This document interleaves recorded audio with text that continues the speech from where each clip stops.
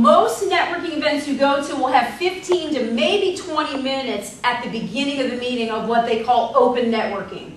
So if your plan is to meet, generally speaking, I would say that you probably aren't going to make a quality connection anyway with more than about 3 people if you've only got 15 minutes to half an hour. So you're going to want to have a strategy when you go in. I want to meet 3 new people, or I want to find out about somebody. If you are specifically targeting a person and you know that they're a member, for instance, of the Charlotte Area Society of Human Resource Managers, anybody can go to those meetings.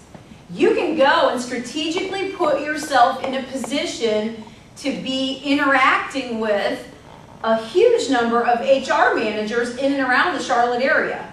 And you can go onto their website and find out when they meet, where they meet. I think they meet at the Marriott at 77 in Tybola once a month. You know, and you can go and interact with folks there and talk to them.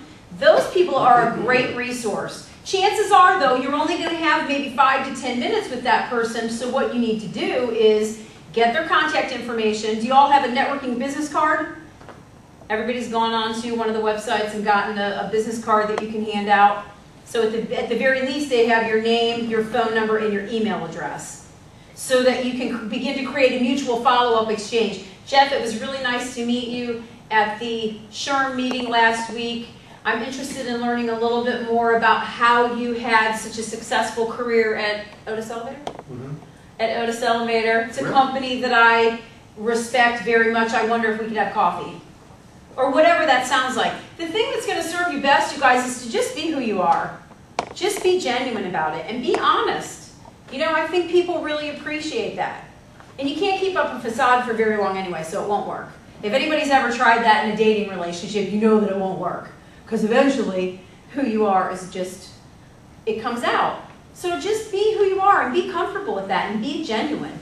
And ask questions. Be genuinely interested in other people and how they got to where they are and what you can learn from them. So you've got to decide, do I network at a social function? Do I network at a nonprofit event?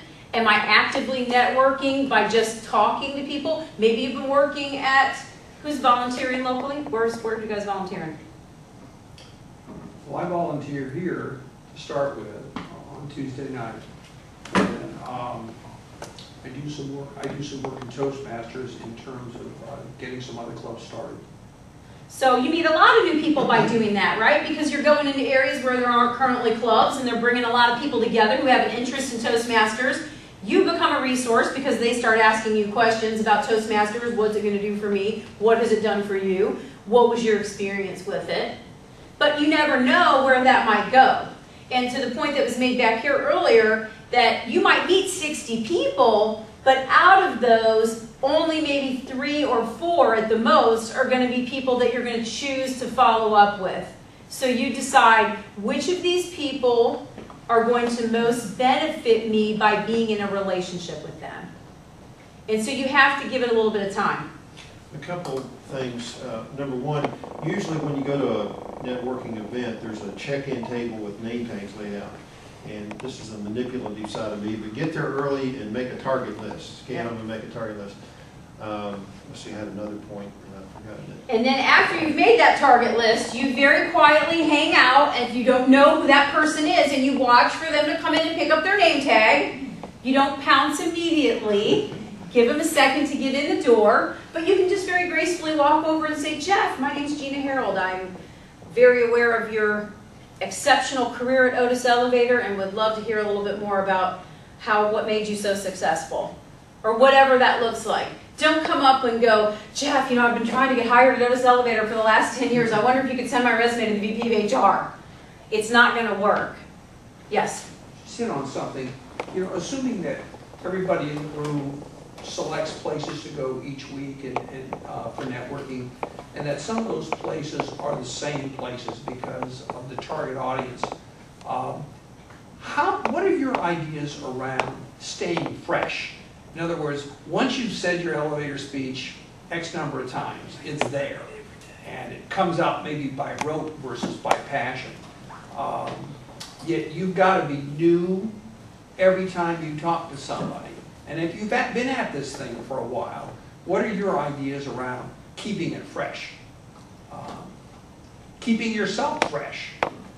I think part of it is that you need to network in the same venues multiple times so that you have the opportunity to run into some of the same people. You can switch up the conversation a little bit. If you're tending to make it more about the other person anyway from more of a learning perspective, and then they say, so what do? You can tell them. One of the other things that's really helpful is you tell them a little bit about your past history, but then you talk about, since I've been in the job market, I've been working on adding personal and professional value to myself by attending various classes at CPCC. I actually joined Toastmasters because I have an absolute fear of public speaking, and I'm finding that I'm growing personally and professionally from that. I'm spending some time volunteering in the community, and I've discovered that I actually have a passion for the nonprofit world, and I'm thinking that maybe I'm going to do a little bit of research into how you get into that. By the way, do you know anybody who's in a nonprofit that I might be able to talk to? So I think keep talking about the progression that you're making in the things that you're doing for yourself, and some of those kind of things are helpful, and the things that you're focused on and adding value to for yourself. And if there are certain things that you feel like you always need to communicate, and I think there are certain things that you're always going to want to say, maybe specific accomplishments, specific things that you're most proud of in your career, specific levels of expertise that you've attained that maybe somebody else doesn't have. You know, you might say, well, while I've been unemployed, I went ahead and went after my Six Sigma black belt because I was already a green belt.